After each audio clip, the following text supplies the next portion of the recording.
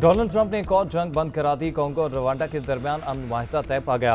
गजा में भी आइंदा हफ्ते सीज फायर कराने की उम्मीद दिलाती। अमरीकी सदर अफ्रीकी ममालिक के दरमियान जंगबंदी माहिदा कराने के बाद मीडिया से गुफ्तगू कर रहे थे।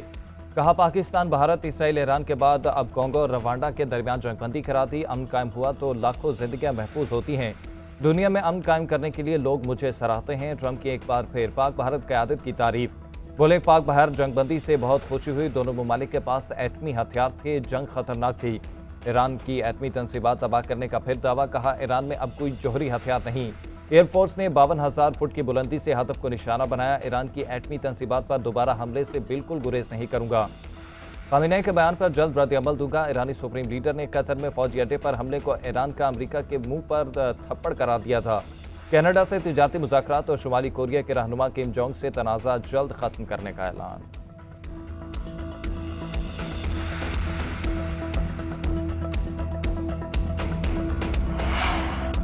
अमरीकी सदर ट्रंप ने ईरान को जौहरी मुआहदे के एवज़ $30 अरब की ऑफर कर दी। ईरान पर पाबंदियों का खात्मा और अरबों डॉलर के मुंजमद फंड्स भी दिए जाएंगे। इसराइली अखबार का दावा। अखबार के मुताबिक अमरीका ईरान को सिविल जौहरी प्रोग्राम में $30 अरब की मदद फराहम करेगा। ट्रंप इंतजामिया ने ईरान के साथ पेशकश पर बातचीत शुरू कर दी है। रिपोर्ट में दावा किया गया कि सीज फायर के फौरी बाद ईरान और अमरीका में मुआहदे पर मुज़ाकरात शुरू हो चुके हैं।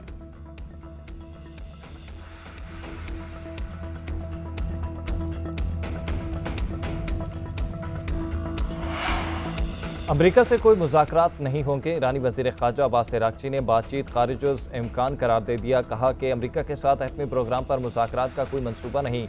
नए मुज़ाकरात शुरू करने के लिए कोई मुआहिदा, इंतज़ाम या गुफ्तगू नहीं हुई। IAEA से मुआहिदा मुअत्तली का बिल मंजूर हो गया। अब हम पर लाजिम है कि इस पर अमल करें। अमरीकी मीडिया ने रिपोर्ट किया था कि अमरीका ईरान को इक़्तिसादी पाबंदियाँ ख़त्म करने की पेशकश कर सकता है। आइंदा हफ्ते बात होगी। मुआहिदे भी तय होंगे। यूरेनियम अफसोदगी रोकने की शर्त पर बैरूनी बैंकों में पड़े $6 अरब खर्च करने की इजाज़त देने की खबर भी दी थी।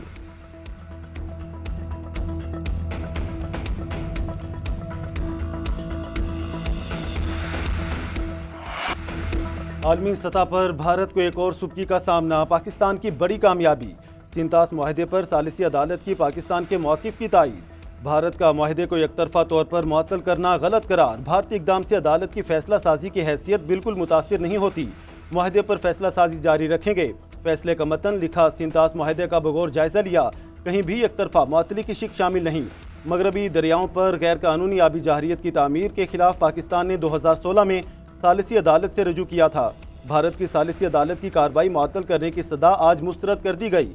हुकूमत पाकिस्तान का आबी मुआहदे पर सालिसी अदालत के फैसले का खैर मकदम। एलामिया के मुताबिक भारतीय इक़दाम को मुआहदे की रूह से गैर कानूनी करार देना खुशाइंद है। सिंतास मुआहदे के हवाले से सालिसी अदालत का किरदार नुमाया है। वज़ीर आज़म का वाज़ेह मौक़िफ़ है। भारत से बामानी मुज़ाकरात के लिए तैयार हैं। मकबूजा जम्मू कश्मीर, पानी, तिजारत, दहशत गर्दी समेत तमाम मसाइल पर बातचीत चाहते हैं।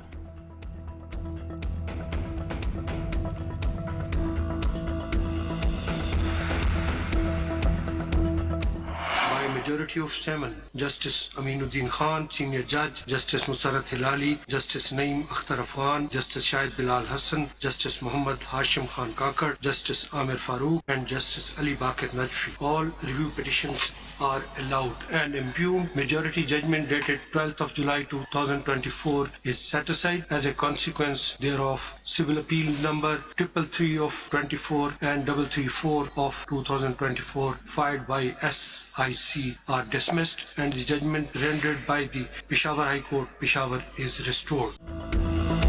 पाकिस्तान तहरीक इंसाफ मखसूस नशिस्तों से महरूम। सुप्रीम कोर्ट ने नजरसानी दरखास्तें मंजूर कर ली। ख़वातीन और अक़लियतों की मखसूस नशिस्तें PTI को देने का फैसला कलअदम। पेशावर हाई कोर्ट का फैसला बहाल। आईनी बेंच ने 5 के मुकाबले में 7 की अक्सरियत से नजरसानी दरखास्तें मंजूर की।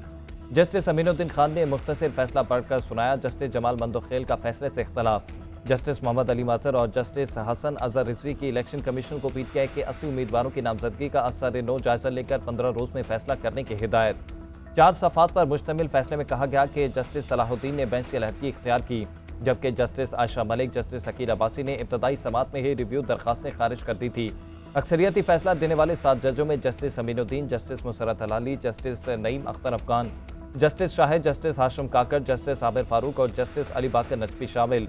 सुन्नी इत्तेहाद काउंसिल की जानिब से फैसला सदे की हामिद खान ने दलाइल दिए।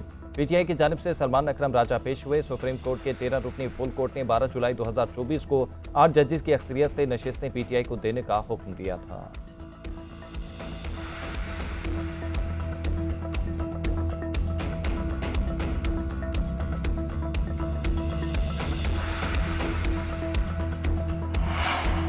हुक्मरान इत्तेहाद की कौमी असम्बली में 2/3 अक्सरियत बहाल। सुप्रीम कोर्ट के फैसले के बाद कौमी और सूबाई असम्बलियों में 77 मखसूस नशिस्तें मिलेंगी।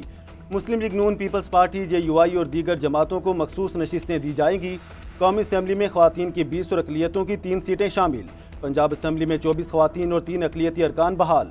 खैबर पख्तूनख्वा की 21 ख्वातीन और 4 अकलियती अरकान भी बहाल। सिंध असम्बली की 2 ख्वातीन और 1 अकलियती रुकन दोबारा MPA बन गए।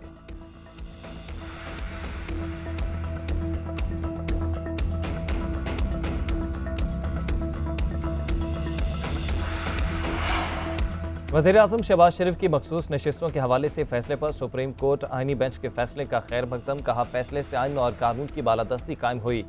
सुप्रीम कोर्ट ने कानून की दुरुस्त तशरीह की। वज़ीर-ए-आज़म की कानूनी टीम को मुबारकबाद और अनथक मेहनत पर पजीराई। अपोजिशन को भी हुकूमत के साथ मिलकर काम करने की पेशकश कर दी। राना सनाउल्लाह बोले, वो जमात जिसने इलेक्शन ही ना लड़ा हो उसे मखसूस नशिस्तें कैसे मिल सकती हैं। वज़ीर कानून आज़म रज़ीद तारड़ ने कहा कि मखसूस नशिस्तों का फैसला 7 जजेस नहीं बल्कि 9 जजेस की अक्सरियत से हुआ है। 12 जुलाई 2024 को 8 जजेस की अक्सरियत से नशिस्तें पीटीआई को देने का हुक्म आइन से मुतसादिम था। सेनेटर फैसल वाबदा का कहना है कि यह फैसला सरप्राइज नहीं था। कानूनी तौर पर पीटीआई का केस कमजोर था। एहतजाज वाली कहानी खत्म हो चुकी है।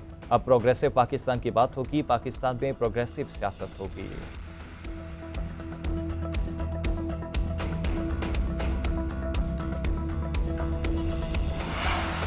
पाकिस्तान तहरीक इंसाफ सुप्रीम कोर्ट के फैसले से मायूस। चेयरमैन PTI बैरिस्टर गौहर कहते हैं, इन मखसूस नशिस्तों पर PTI का हक था जिसे महरूम कर दिया गया। फैसले में बहुत नाइंसाफ़ी की गई है। आइन की गलत तशरीह की गई। आइन साजों ने भी नहीं सोचा था पार्टियों को तनासुब से ज़्यादा सीटें मिलेंगी। जब भी 26वीं तरमीम खत्म होगी ये फैसला भी खत्म हो जाएगा।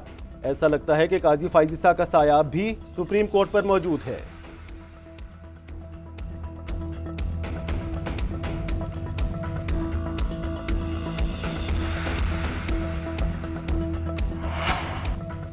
बानी PTI बुरी कारकर्दगी के बायस माइनस हो गए। ये कहते थे नवाज शरीफ माइनस हो गए। अलीमा खान ने भी तस्लीम किया कि बानी माइनस हो चुके हैं। वज़ीर आला मरियम नवाज का पंजाब असम्बली में धुआंधार खिताब। कहा, सूबे का 30 साल से वाजिबुल अदा कर्ज आज सिफर हो गया। पंजाब की तारीख का टैक्स फ्री बजट पेश करना किसी मोर्चे से कम नहीं। हमने ऐलानात के बजाय अमली इकदाम पर तवज्जो दी। IMF का टारगेट पूरा करना एक मुश्किल काम था। सूबा भर में अवाम को अकलियती और किसान कार्ड दिए गए। जनूबी पंजाब पर खासूसी तवज्जो दे रहे हैं। 5 साल में 5 लाख नौजवानों को लैपटॉप दिए जाएंगे। कसरत राय से बजट मंजूर करने पर अरकान असम्बली का शुक्रिया अदा किया। मरियम नवाज ने मजीद कहा, पाकिस्तान ने ईरानी अवाम के हक में खड़े होकर तारीखी किरदार अदा किया।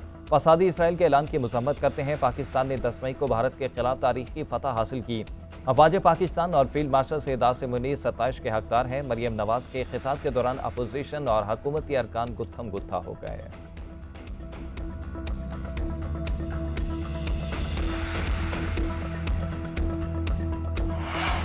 पाकिस्तान ने अपने से 7 गुना बड़े मुल्क को शिकस्त दी। भारत का बयानिया झूठ की बुनियाद पर था और हम सच पर खड़े थे। चेयरमैन पीपल्स पार्टी बिलावल भुट्टो जरदारी का इस्लामाबाद में मीट दी प्रेस कॉन्फ्रेंस। बोले, जारियत के बाद हिंदुस्तान को सफारती महाज पर भी शिकस्त का सामना करना पड़ा। पाकिस्तान ने बयानी के जंग में भी कामयाबी हासिल की। मोदी पाकिस्तान और भारत की नस्लों को पानी पर लड़ाना चाहता है। हमारा मौक़िफ़ है, सिंतास मुआहदे के तहत अपना पानी हासिल करें। बीजेपी के अलावा भारत के अवाम जंग नहीं चाहते। सफारती कोशिशों के बाद अब दुनिया कश्मीर की तरफ देख रही है। अब अमरीकी सदर भी मसला कश्मीर के हल की बात कर रहे हैं। ट्रंप ने कश्मीर को आलमी मसला तस्लीम कर लिया है। भारत की कोशिश थी पाकिस्तान को दहशतगर्द रियासत करार दिलाए। पूरी दुनिया ने देखा, हमने फैटफ पर भी काम मुकम्मल किया। चाहते हैं पाकिस्तान मुआशी तौर पर मजबूत हो और अवाम को फ़ायदा पहुँचे।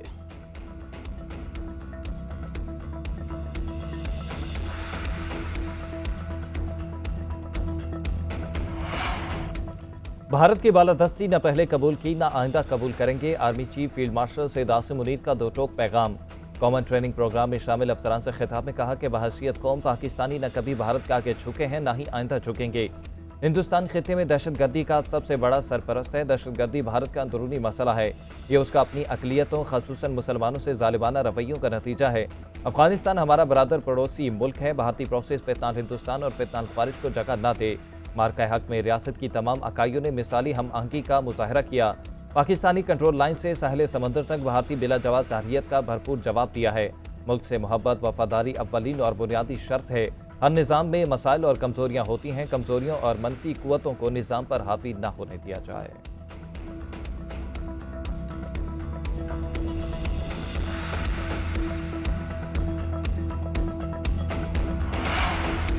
मुहर्रम उल हर्राम में अमन व अमान की सूरत हाल बरकरार रखने के लिए अहम इकदाम। चारों सूबों गिलगित बल्तिस्तान और आज़ाद कश्मीर में फौज तैनात करने का फैसला।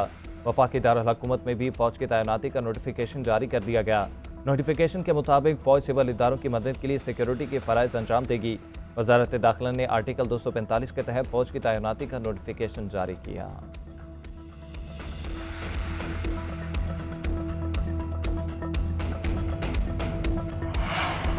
कौमी असेंबली में सप्लीमेंट्री ग्रांट्स की मंजूरी। 2023-24 के लिए 180 अरब से जायद की ज़िमनी ग्रांट्स मंजूर।